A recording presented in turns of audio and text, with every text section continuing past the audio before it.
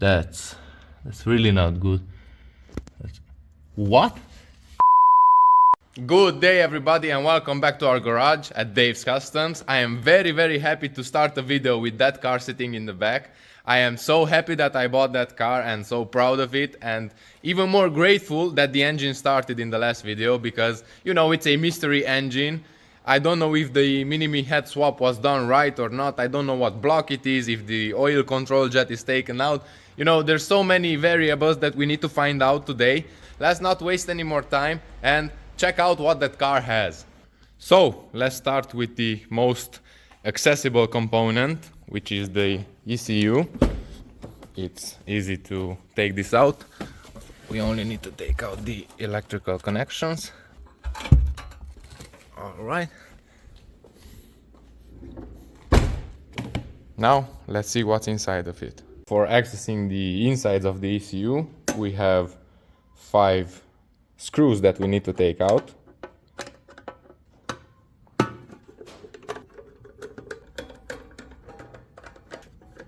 And for the moment of truth,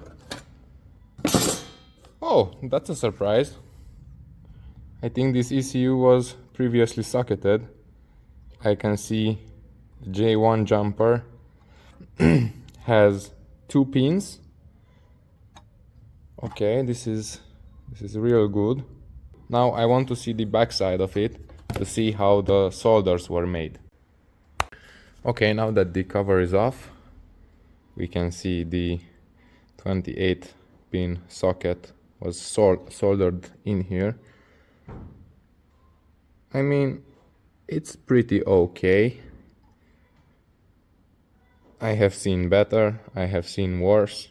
If anybody knows which transistor or what that IC14 is, let me know in the comments, because I know that was repaired or changed out or installed.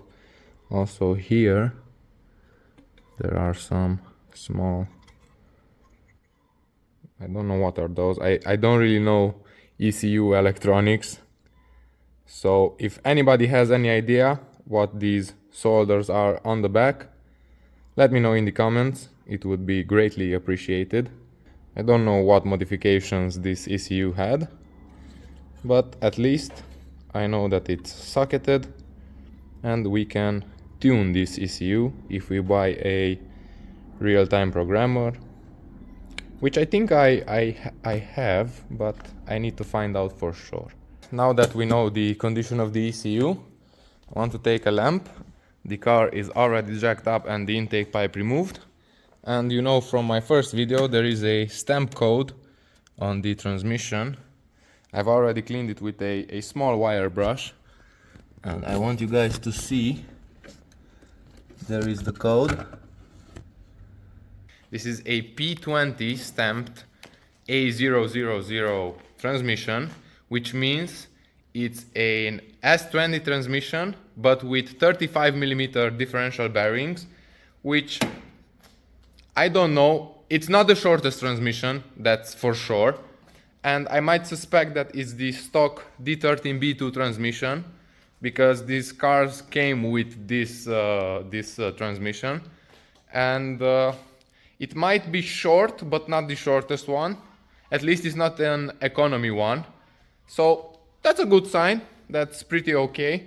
We are underneath the car, and if you have no engine code in the front, like in my situation, there is always a engine stamp in the backside of the engine. Just like the cylinder head has the P2J stamp, the engine block also has. I'm trying to show you guys. I don't know if you could see, but it's always there. There you go. This block, it's a P2E stamped block. That means this engine block is a D16Y8 engine block, which means it's also a 1.6 liter paired to a 1.6 liter cylinder head with VTEC. That means this combination is a mini-me engine. I'm relieved because if it were the D13B2 block, the D16Z6 map it was running on would be overfueling this the small 1.3 liter engine. Of course, there need to be made adjustments, because I think when pairing the Y8 head to the Y7 block, It raises compression a little bit, but I'm not sure. I don't want to tell anything for sure. I don't want to lie or something like this, but at least we found out what we have in the car. We still need to measure compression to see the condition of the engine block, because it might be good, it might be junk, or the cylinder head valves might not seal. But we'll measure that when I will have the starter and everything installed. And yes, that's pretty good. I'm happy with that. I'm underneath the car again because I want to check to see if there are any major rust holes in the specific areas of these 90s Hondas. But as I see this chassis, it's in pretty good condition for a 30-plus-year-old chassis. It has a little hit mark over here. This car might have been slammed and somebody hit it. As you can see, it has a weirdly welded, custom-made 60mm exhaust catback. Look at this bushing here. This is torn. Maybe this is why the shifter feels so sloppy. But overall, it's a pretty clean car in the front. Perfect. Now we know all about our drivetrain.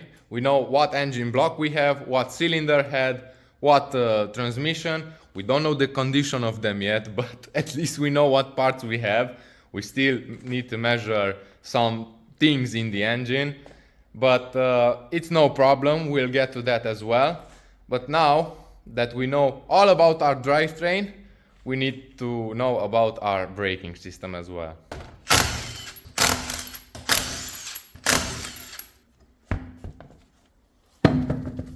This is the passenger side front wheel, and we already know about the driver side wheel, but at least this one has a brake hose.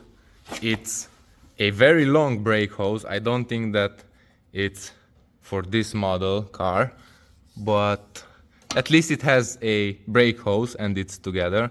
Look at this steering rack bushing. It's completely obliterated.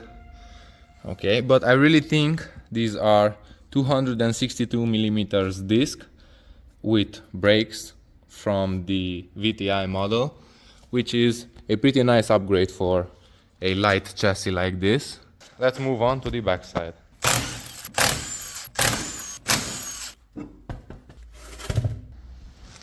This is how the back is looking. At least we have a hard line, okay, and we have a soft line, okay. I've also seen these upper control arms with polyurethane bushings. That is nice. We also have a Borla exhaust, which is also nice, and no major problems. If I'm looking at it, no major rust, only the poorly rolled fender. It's pretty much in okay condition. Let's check out the other side.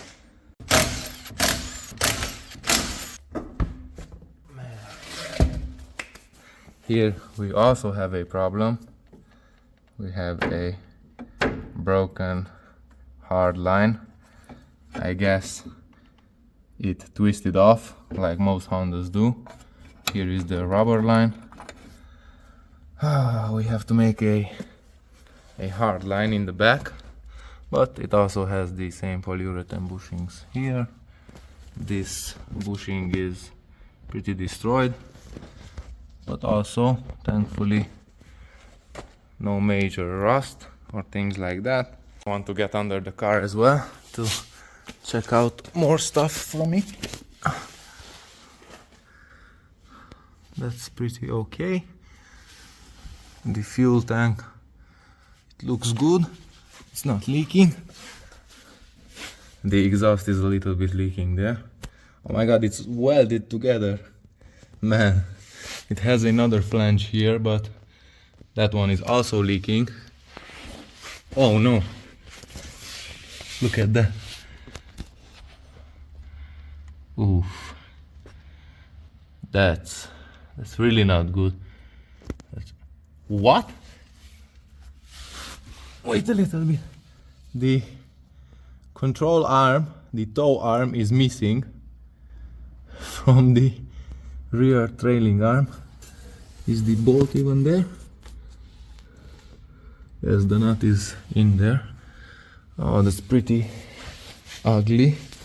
Oh my god, look at this. This bushing is completely destroyed. The bolt is loose. Oh my god, something bad happened over here. The other bolt is not tightened.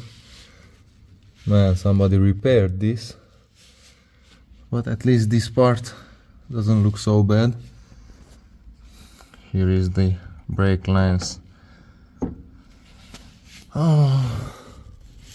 But overall, it's in pretty okay shape.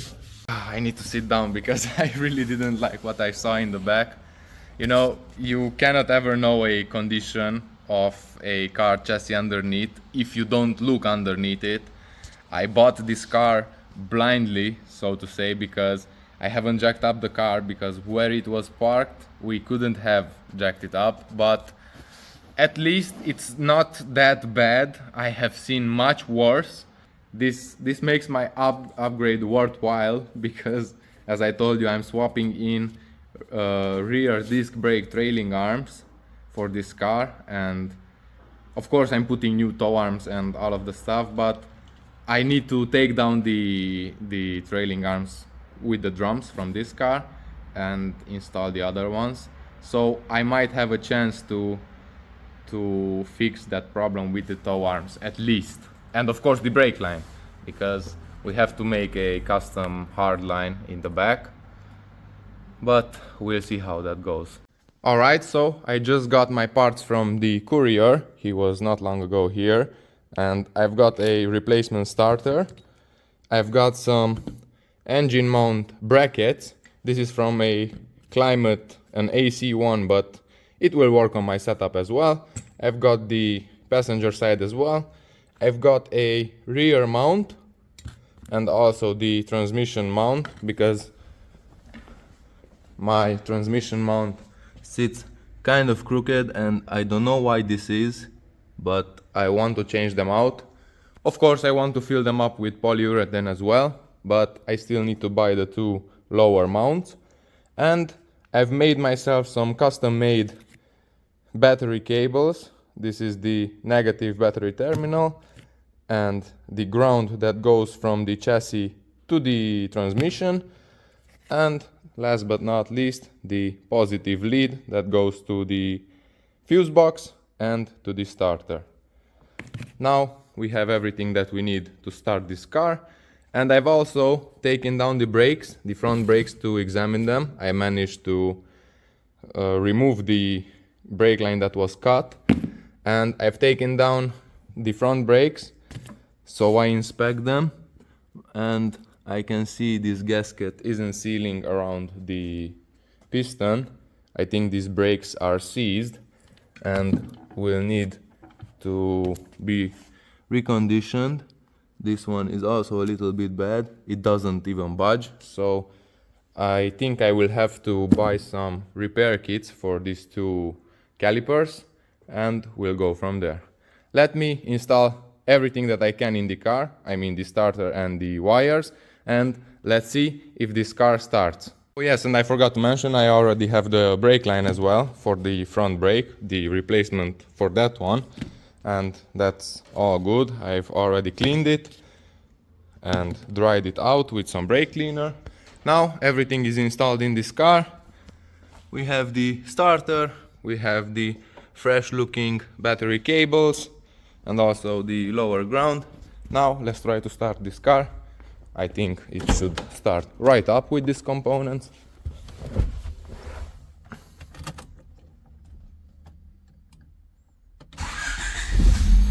Perfect.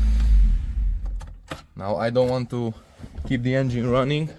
I want the engine cold, because now that it starts, I want to measure some compression across each cylinder. First we have to remove the spark plugs, so let's see the condition of them as well.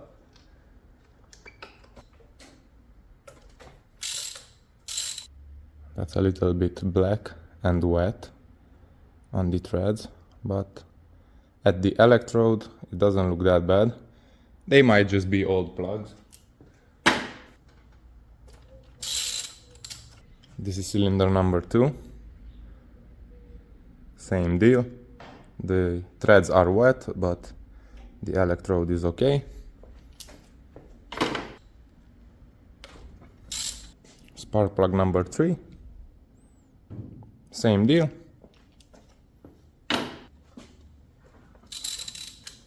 And number 4.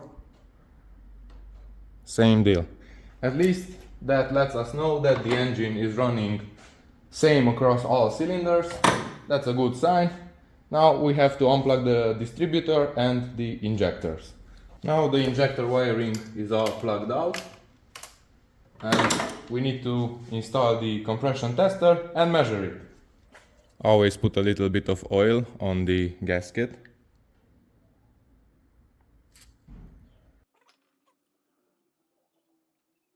Thread it in so it's nice and snug. Install the compression tester, zero it out. And now let's check the compression.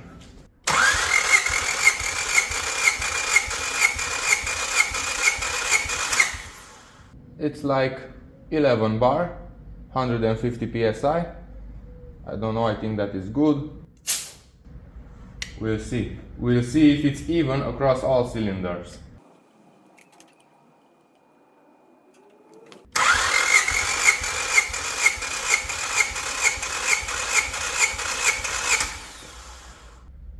Oh, this one has 190 psi, 13 bar almost. Well, this is a little bit of problem. Oh no.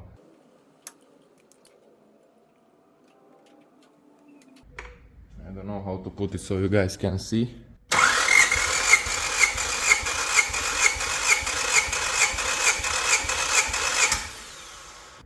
Okay, this is 180 psi. This is 12.5 bars. It's pretty close to cylinder number 2. Now let's check out cylinder number 4.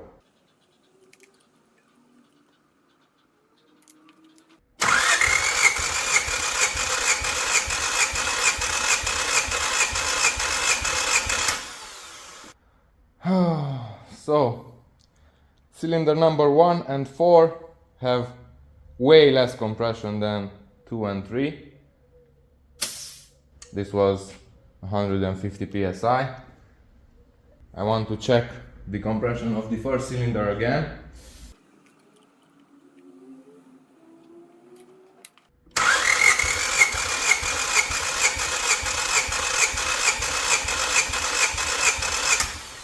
So, sadly but true, this is 160.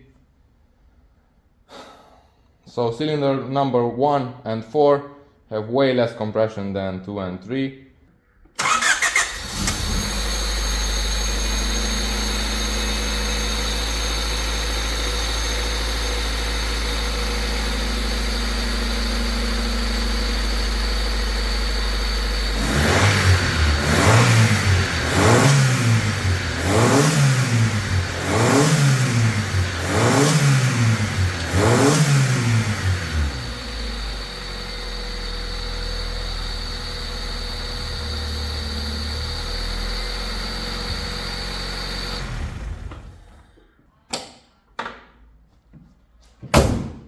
Alright everybody, I think I'm gonna leave it there. Today was more about investigating this car and checking out all of its small little corners that it has. I think it may have more problems, but you know, at least we checked it a little bit better. We know what engine combination it has, what transmission it has, we know about the ECU, and we know about the braking system as well, where we have to work a little bit. I have to refurbish the front calipers and of course repair the brake line in the back. But at least with the trailing arm setup that I have, we will install rear disc brakes on this car, which is okay. I still need to get my hands on a bigger brake master cylinder and a proportioning valve for this car because it has the drums proportioning valve, but I'm searching. At least now we know a little bit more about the engine with the compression test, and I'm not really proud of cylinders 1 and 4 because they have less compression than 2 and 3 with like 30 or 35 psi less, but you know, that can be caused from valves not sealing in the cylinder head or stuff like this. I don't know. I had plans of building this engine. Now I'm thinking about another engine. We'll see. I have to take down the cylinder head on this car and see what pistons it has and maybe lap the valves by hand to see if the compression raises on those two cylinders. I have to check the timing as well because I don't know what the timing is on the car, but the engine runs good. I don't think it's a problem with the timing, more so the valves doesn't seal, but we'll check that in a future episode. I think that will be all for today. Be sure to hit that thumbs up if you enjoyed this video. It helps this channel out a lot. And thank you all so much for watching. I'll see you all in the next episode. Bye bye.